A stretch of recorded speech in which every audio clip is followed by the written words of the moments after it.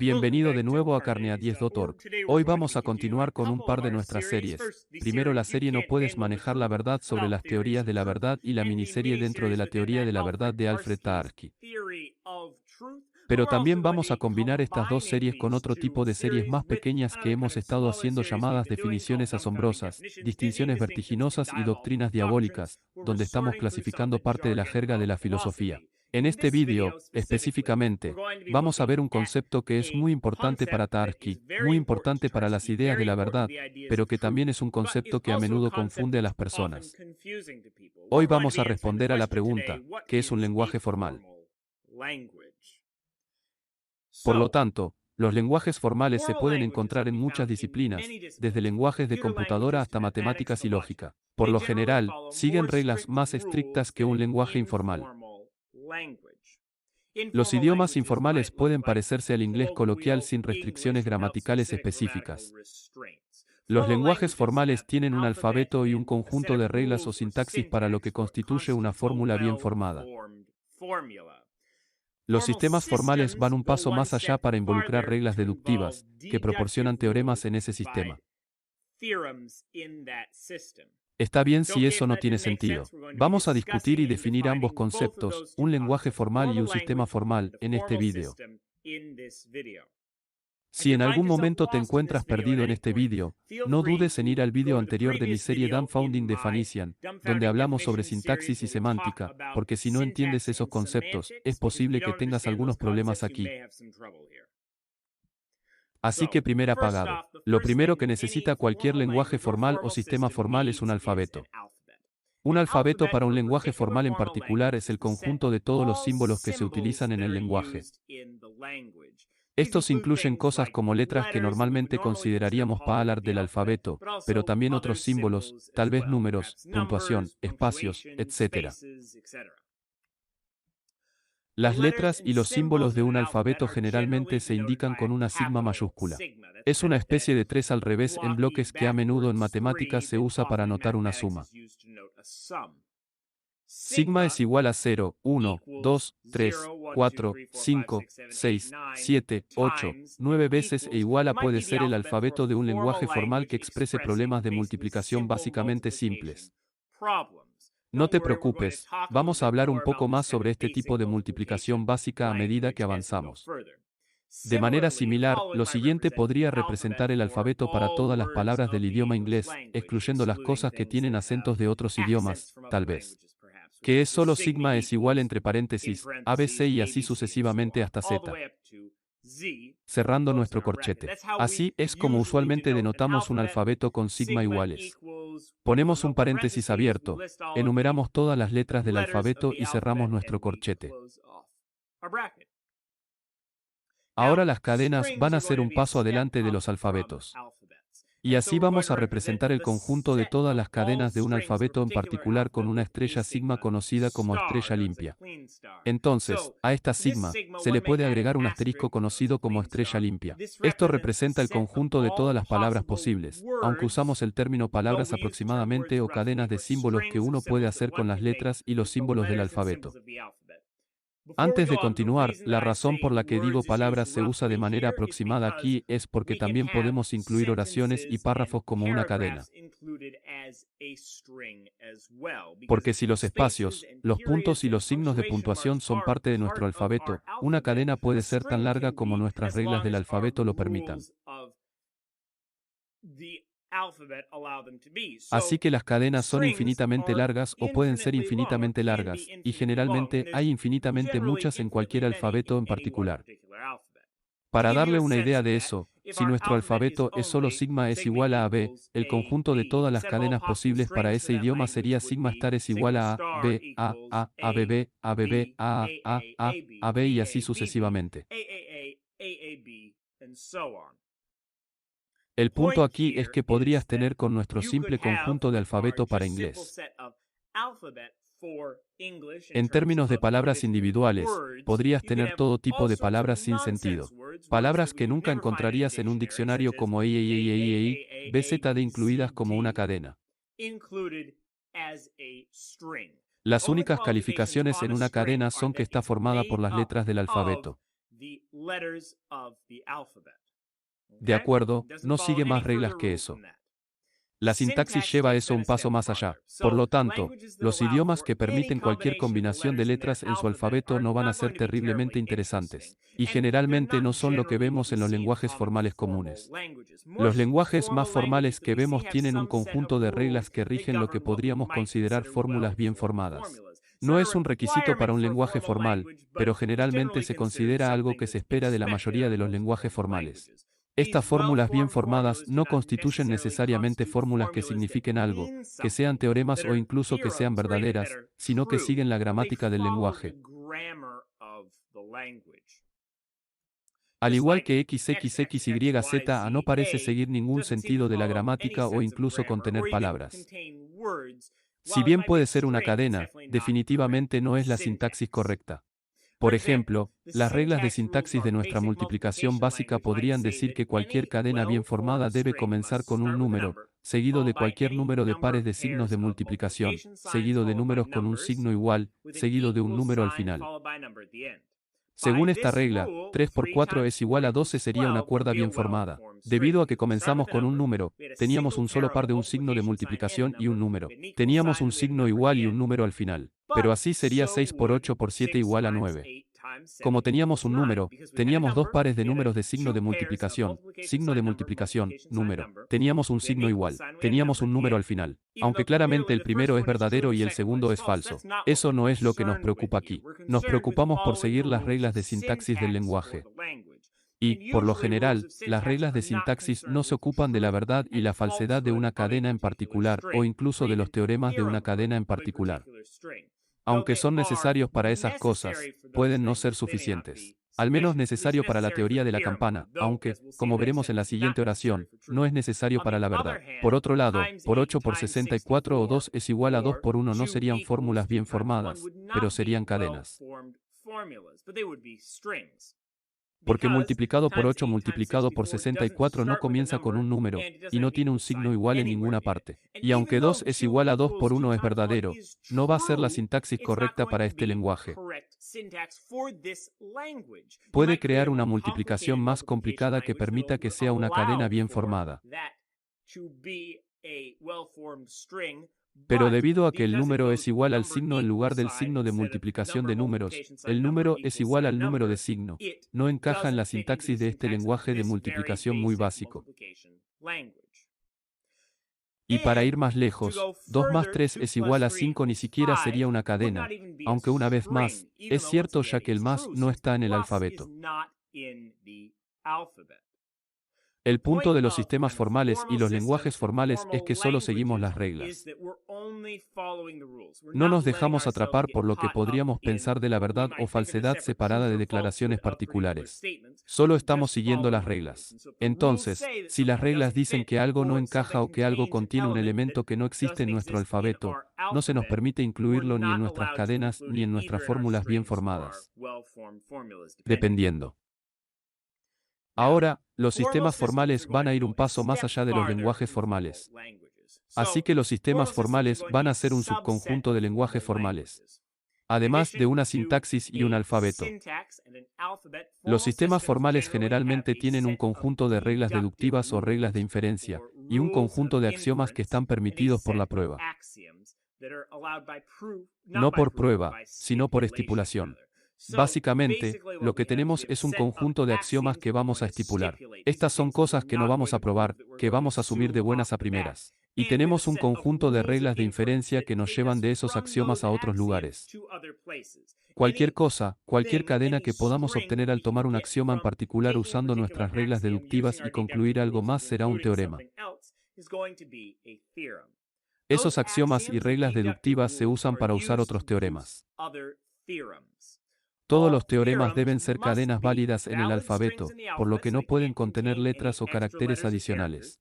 Y fórmulas bien formadas. Tienen que seguir las reglas de la sintaxis. Pero puede haber cadenas y fórmulas bien formadas que no son teoremas del sistema, simplemente porque no hay forma de llegar a esas cadenas utilizando las reglas deductivas del sistema.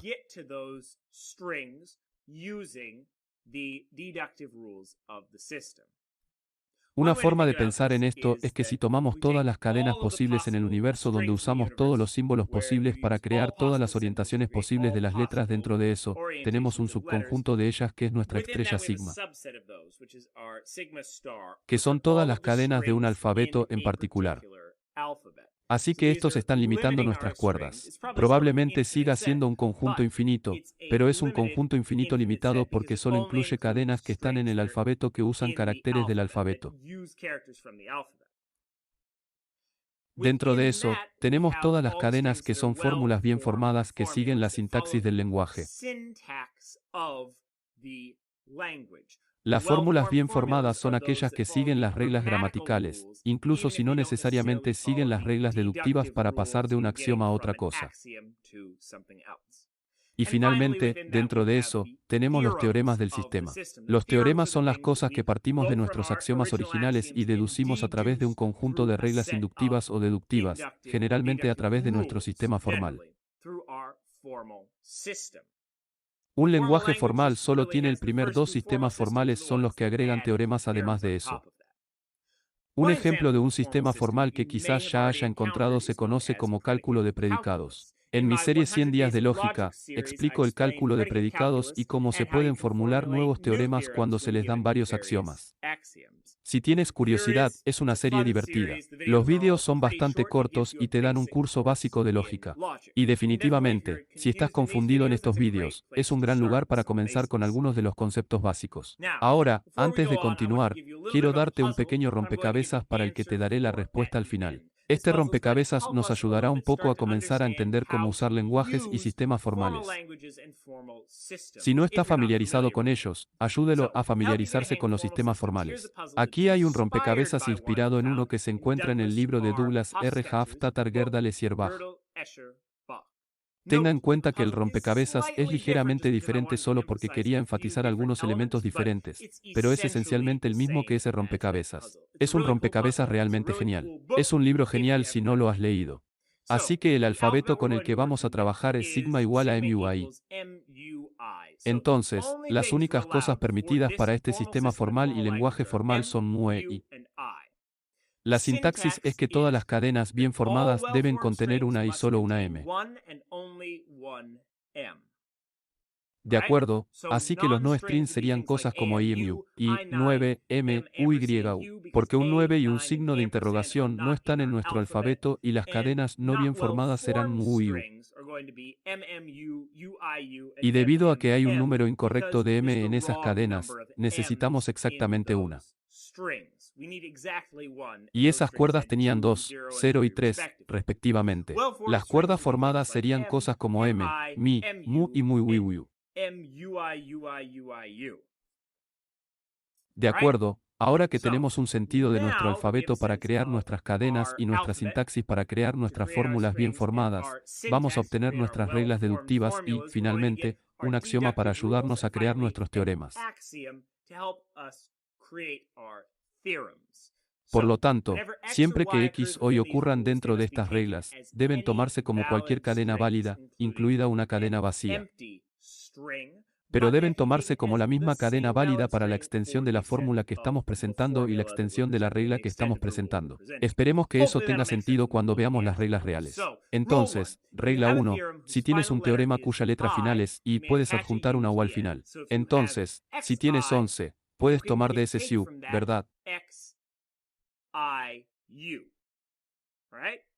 Entonces, si tienes un teorema cuya letra final es I, puedes adjuntar una U al final. Eso significa que puedes ir de I a IU, de U y a U y U y de M y U.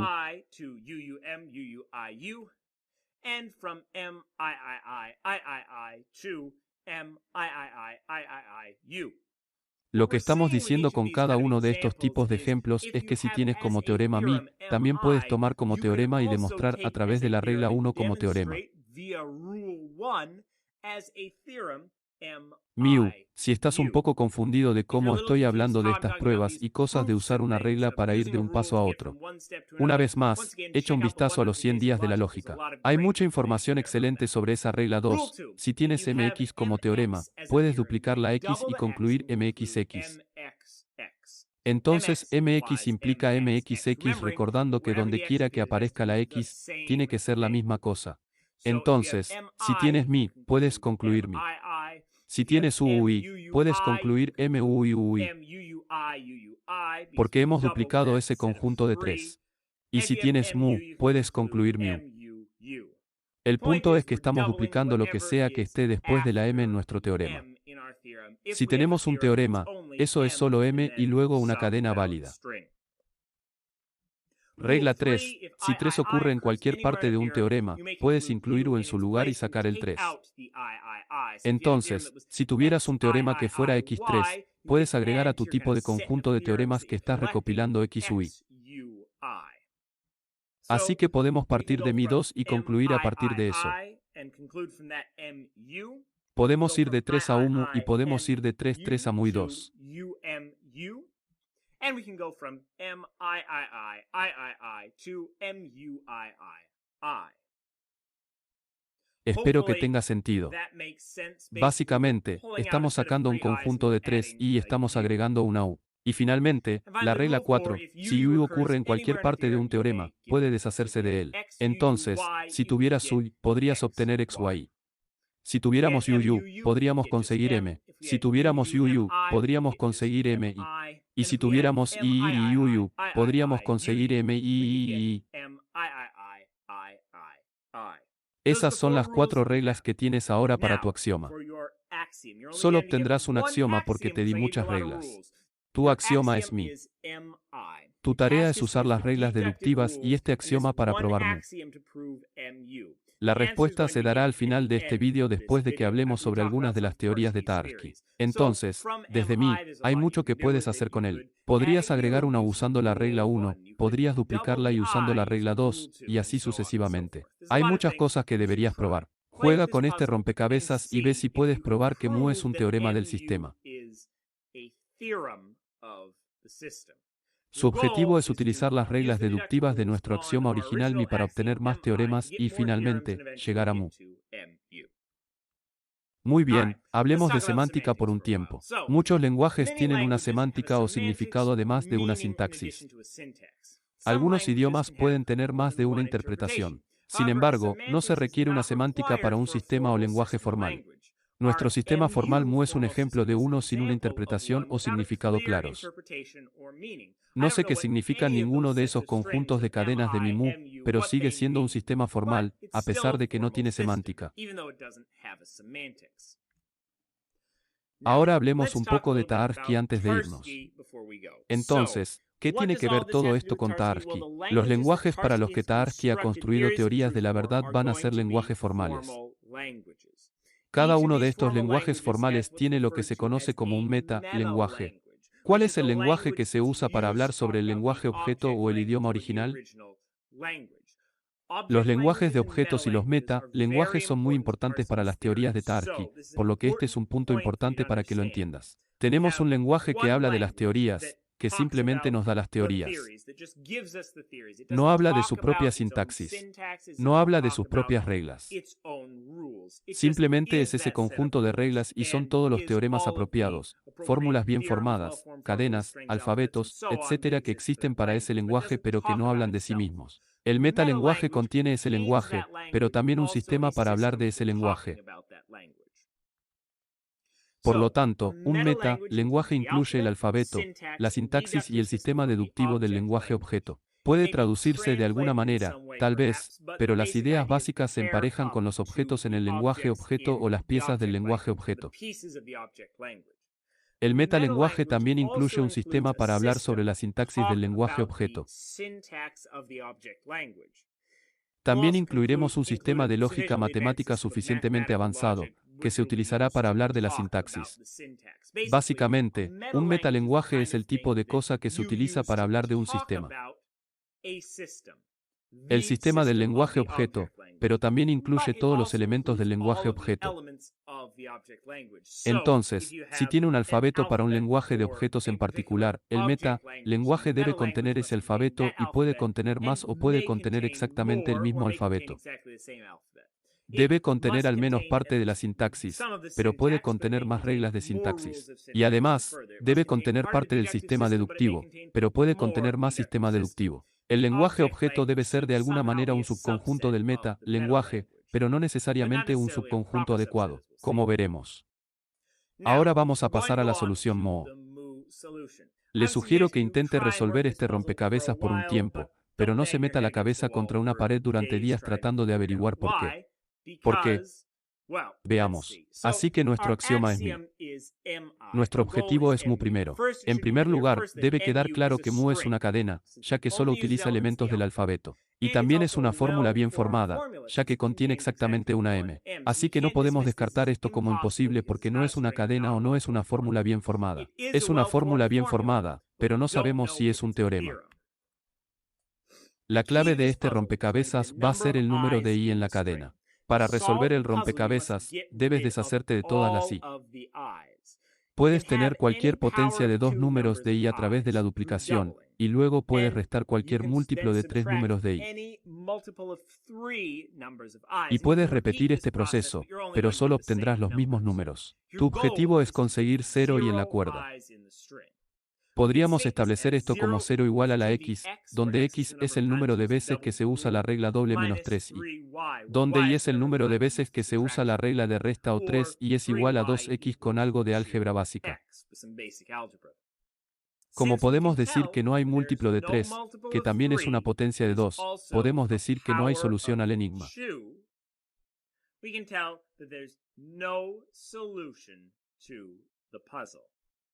Lo siento, no hay solución para el rompecabezas de mu. Pero lo que eso nos dice es que mu, a pesar de que es una fórmula bien formada y una cadena, no es un teorema. Así que los sistemas formales pueden tener cosas que parecen ser teoremas, que de hecho no son teoremas del sistema. De acuerdo, entonces, ¿qué es un lenguaje formal? A continuación, vamos a hablar sobre el corazón de las teorías de Alfred Tarski conocidas como convención T, seguidas de Tarski y la paradoja de la lira, y finalmente, las teorías de Tarski sobre la indefinibilidad de la verdad. Mire este vídeo y más aquí en carnegies.org y manténgase escéptico, todos.